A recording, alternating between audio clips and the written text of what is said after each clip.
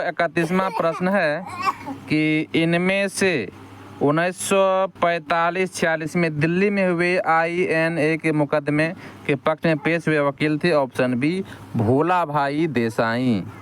अब इसकी व्याख्या देखते हैं जो कि इस साइड में है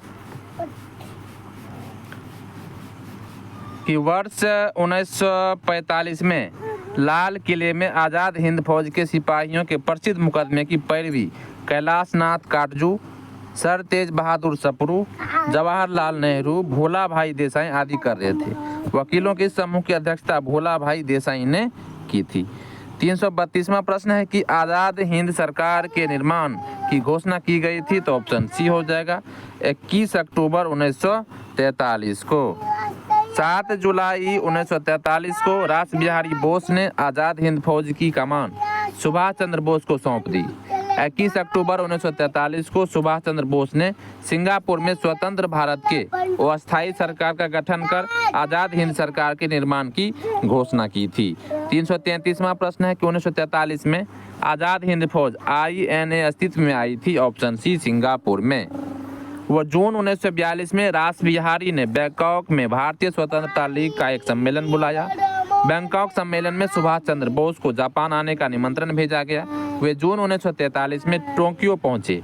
21 अक्टूबर 1943 को सुभाष चंद्र बोस ने स्वतंत्र भारत की अंतरिम सरकार गठित की। अतः वर्ष 1943 आज़ाद हिंद फौज सिंगापुर अस्तित्व में आई थी। 334वां प्रश्न है कि INA किसके दिमाग की उपज थी और किसने इसकी स्थापना की थी। तो ऑप्शन बी हो जाएगा डॉक्टर मोहन सिंह।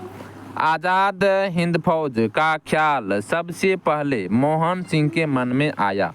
वह ब्रिटेन की भारतीय सेना में अफसर थे। जब ब्रिटिश सेना पीछे हट रही थी तो मोहन सिंह जापानियों के साथ हो गए। जापानियों ने जब भारतीय युद्ध बंदियों को मोहन सिंह को सुपुर्द कर दिया तो वे उनमें से लोगों को आज़ाद हिंद फौज में भर्ती करने लगे थे। 335वां प्रश्न है कि फॉरवर्ड ब्लॉक की स्थापना किसने की। तो ऑप्शन ए हो जाएगा सुभाष चंद्र बोस ने। इसकी व्याख्या देख लेते हैं कि कांग्रेस को छोड़ने के पश्चात सुभाष चंद्र बोस ने मार्च 1939 में फॉरवर्ड ब्लॉक की स्थापना की थी। 336वां प्रश्न है कि फॉरवर्ड ब्लॉक किसके द्वारा स्थापित किया गया था। तो ऑप्शन बी हो जाएगा सुभाष चंद्र बोस। 337वां प्रश्न है कि सुभाष चंद्र बोस के नाम के पहले सम्मान सूचक नेताजी किस देश में जोड़ा गया था। तो ऑप्शन सी हो जाएगा जर्मनी में जोड़ा गया था। सुभाष चंद्र बोस के नाम से पूर्व नेताजी शब्द जर्मन विदेश मंत्रालय द्वारा प्रदान किया गया था। इन्होंने वर्ष 1939 में फॉरवर्ड ब्लॉक की स्थापना की थी। 338वां प्रश्न है कि सच्चिदानंद सिन्हा किसके साथ जुड़े थे। तो ऑप्शन डी हो जाएगा इनमें से किसी के साथ नहीं जुड़े थे। सच्चिदानंद सिन्हा उपरोक्त किसी आंदोलन से संबंध नहीं थे।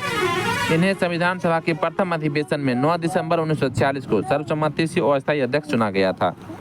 339वां प्रश्न है कि अखिल भारतीय फॉरवर्ड ब्लॉक की स्थापना के लिए सुभाष चंद्र बोस से कौन जुड़े और INA आंदोलन के साथ भी जुड़े थे।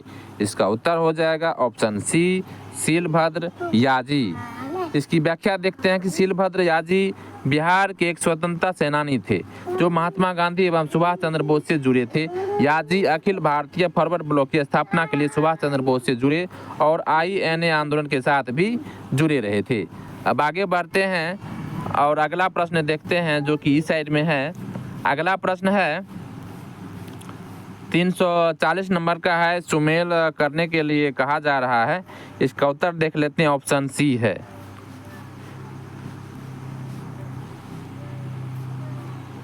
एक मिनट, इसका उत्तर हो जाएगा इस तरह से हो जाएगा। बारदोली का गुजरात आंदोलन बारदोली है, चौरी चौरा उत्तर प्रदेश में, यरवदा जेल महाराष्ट्र में और नोआकली जो है वो पश्चिम बंगाल में है।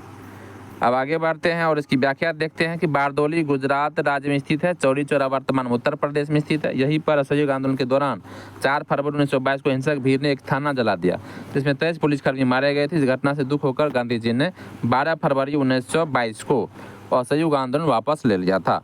यरवदा जेल महाराष्ट्र में स्थित है। नोआकली पश्चिम बंगाल में स्थित है जहाँ स्वतंत्रता के समय भीषण दंगे हुए थे।